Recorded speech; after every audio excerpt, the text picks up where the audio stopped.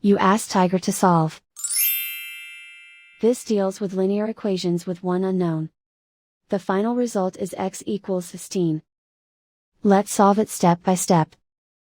Group all constants on the right side of the equation. Subtract 10 from both sides.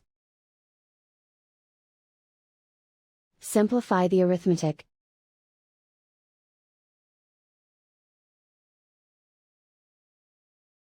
Isolate the x.